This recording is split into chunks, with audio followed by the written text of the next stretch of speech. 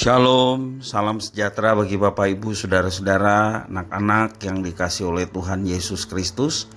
Berjumpa kembali bersama saya Pendeta Eka di dalam renungan firman Tuhan pada hari ini, hari Jumat 15 Maret 2024. Sukacita dan damai sejahtera dari Tuhan Yesus kiranya menyertai hidup kita sekalian. Puji nama Tuhan. Pembacaan firman Tuhan hari ini sampai pembacaan 2 Petrus pasal yang ketiga. Kiranya firman Tuhan yang kita baca renungkan sungguh memberkati kita sekalian. Baik, sebelum kita akan merenungkan bagian firman Tuhan hari ini, mari kita akan berdoa bersama.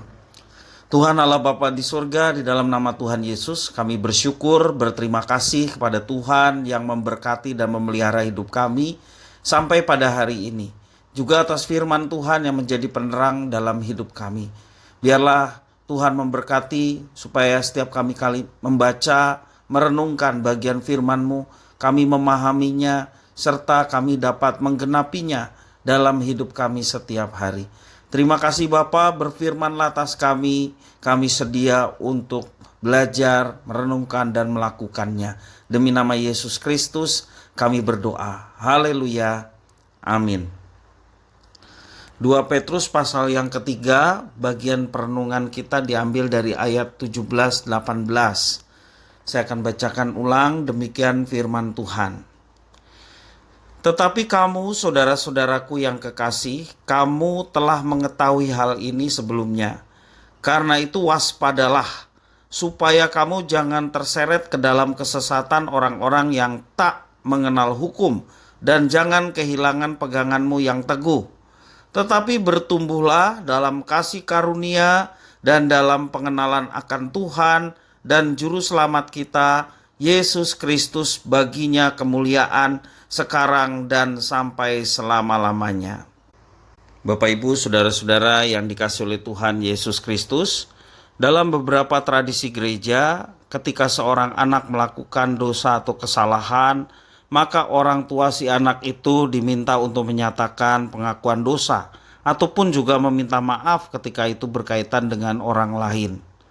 Hal itu dilakukan karena anak-anak dianggap belum tahu apa yang diperbuat olehnya.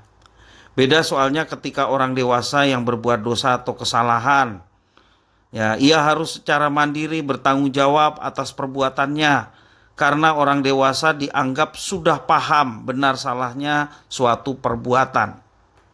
Nah, Bapak Ibu Saudara-saudara, dalam bagian penutup surat Petrus ini, surat Petrus menegaskan dengan keras bahwa jemaat yang menerima surat Petrus ini sebenarnya sudah mengetahui semua hal yang dituliskan di dalam surat tersebut.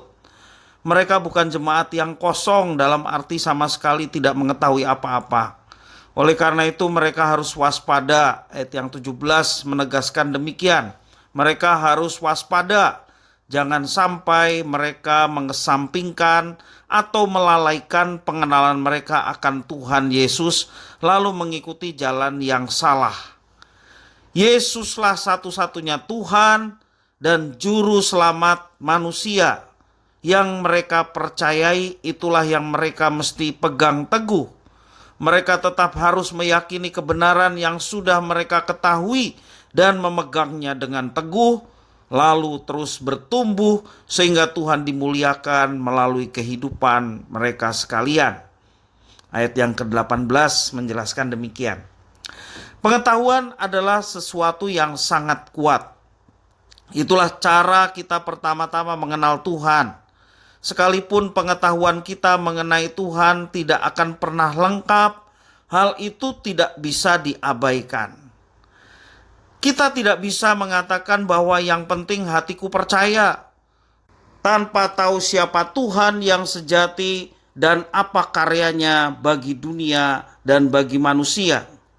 Dengan demikian, kita bisa memahami pentingnya semboyan reformasi, salah satunya adalah sola scriptura. Otoritas tertinggi hanyalah Alkitab. Kita bisa memahami semboyan sekolah scriptura dalam kehidupan kita sebagai orang percaya bahwa Alkitab menjadi satu-satunya sumber pengetahuan yang berwibawa sebagai firman Tuhan.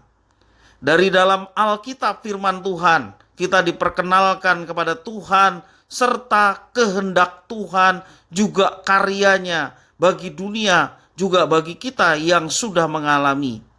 Itulah sebabnya pembacaan firman Tuhan, demikian juga penggalian, pendalaman Alkitab yang sering kita laksanakan dan lakukan setiap hari menjadi esensial, menjadi penting.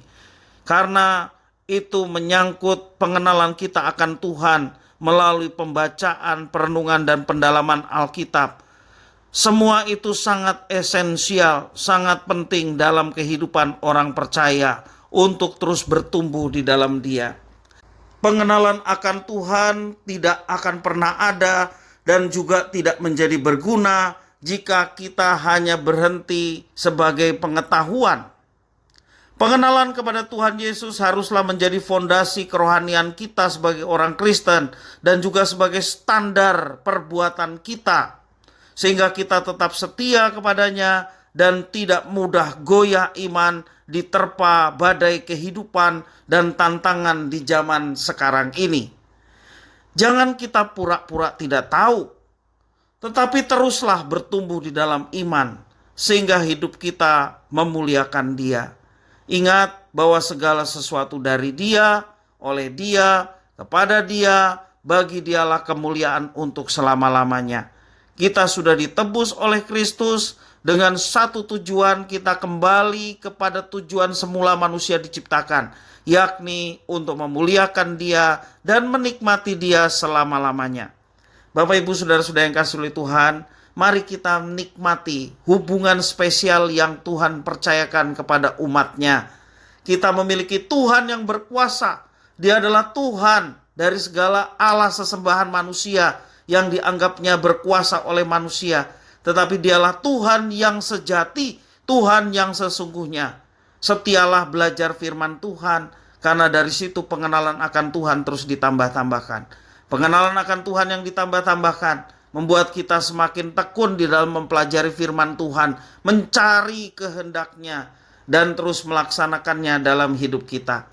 Itulah yang seharusnya menjadi kepuasan kita sebagai orang Kristen, orang percaya, mencari kehendaknya dan melakukannya. Kepuasan kita seperti itu. Janganlah kepuasan kita terhadap hal yang lain. Karena kalau hal yang utama, yang esensi itu terpuaskan, maka yang lainnya Tuhan akan tambah-tambahkan. Karena Dia tahu bahwa apa yang dibutuhkan oleh umatnya, orang-orang yang dipilih dan dikasihinya, tentunya Dia yang akan mencukupkan sesuai dengan rencana dan kehendak-Mu yang terbaik bagi setiap orang yang percaya. Kiranya firman Tuhan ini memberkati kita. Mari kita berdoa. Terima kasih Tuhan atas firman-Mu. Biarlah Engkau yang memampukan kami semakin mengenal pribadi Tuhan. Karena itu pengenalan Tuhan, kami mau tekun belajar firman Tuhan. Baik setiap hari dalam pendalaman Alkitab, devosi firman Tuhan. Demikian juga setiap minggu ada pendalaman Alkitab. Dari kelas anak-anak asuhan sampai kelas dewasa. Kami rindu itu semua menjadi kerinduan kami untuk terus bertumbuh di dalam Tuhan. Pengenalan akan Tuhan yang ditambah-tambahkan melalui pembelajaran firman Tuhan.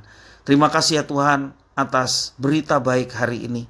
Biarlah Tuhan yang menuntun hidup kami supaya kami terus belajar menyenangkan hati Tuhan dalam hidup kami setiap hari. Inilah doa ucapan syukur kami demi nama Yesus Kristus. Kami berdoa. Haleluya. Amin.